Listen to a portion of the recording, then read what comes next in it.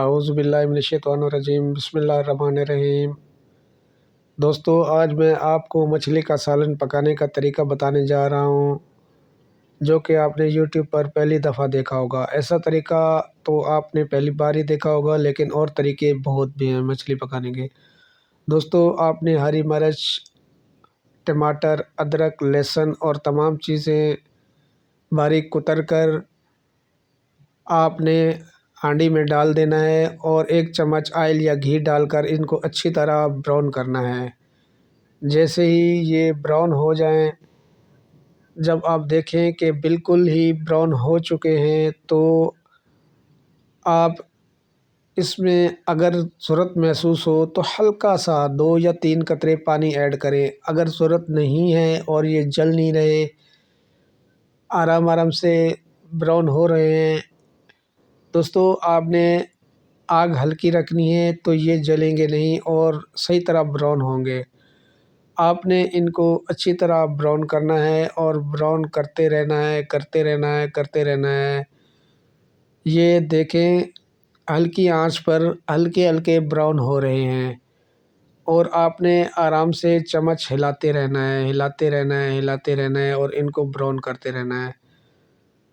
اور تمام مسالے یعنی کہ ادرک، لہسن، پیاز، ٹماٹر کا ٹوٹل پیسٹ جو کہ پتیلی میں ڈالا جا چکا ہے، اور یہ میں ان کو آرام سے بھون رہا ہوں۔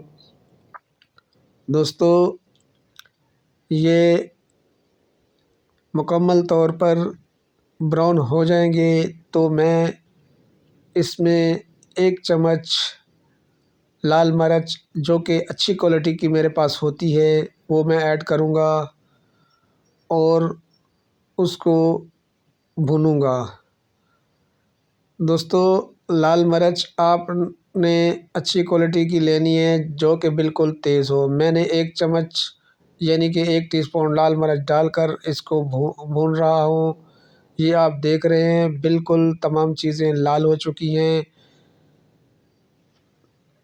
اور جب یہ ہری مرچ مکمل طور پر بھنی جائے گی، یعنی کہ جلنے نہ پائے، اور آپ نے ہلکی ہی آنچ پر اس کو بھی بھوننا ہے، تو لال مرچ جب بالکل ہی بھنی جائے تو آپ نے اس میں مچھلی ایڈ کرنی ہے۔ دوستو، آپ نے مچھلی سینٹر والے کانٹے والی لینی ہے، جس میں کانٹے کم ہوں۔ ویسے تو مچھلی کانٹے دار ہوتی ہے، لیکن کچھ مچھلی ایسی ہوتی ہے جس میں کانٹے کم ہوتے ہیں، یعنی کہ سینٹر والا کانٹا ہوتا ہے، جسے ریڑھ کی ہڈی کہتے ہیں۔ دوستو، آپ نے مچھلی کو اچھی طرح دھو کر اس میں ایڈ کر دیا اور اب ہلکے چمچ سے اس کو ہلاتے رہیں۔ دوستو، میں نے اس میں 1 پاؤ دہی بھی ایڈ کیا ہے۔ اس سے مچھلی کا ٹیسٹ بہت اچھا آئے گا اور اس کی اسمیل بھی ختم ہو جائے گی۔ اور آپ نے اس میں لہسن زیادہ مقدار میں ڈالنا ہے، یعنی کہ 3-4 پوتیاں آپ نے 3-4 دانے موٹے، اگر باریک ہے تو 1 پوتی پوری آپ نے پیسٹ بنا کر ڈال دینا ہے، اور اس سے مچھلی کی اسمیل ختم ہو جائے گی۔ اور اس میں دہی ڈالیں گے تو اس کی اسمیل مزید ختم ہو جائے گی اور بہت ہی لاجواب سالن تیار ہوگا۔ دوستو، مچھلی میں بہت زیادہ اللہ پاک نے وٹامن رکھے ہیں۔ برائلر مرغی ہم لوگ کھاتے تو ہیں، لیکن اس میں کینسر کی شکایت بہت ہوتی ہے۔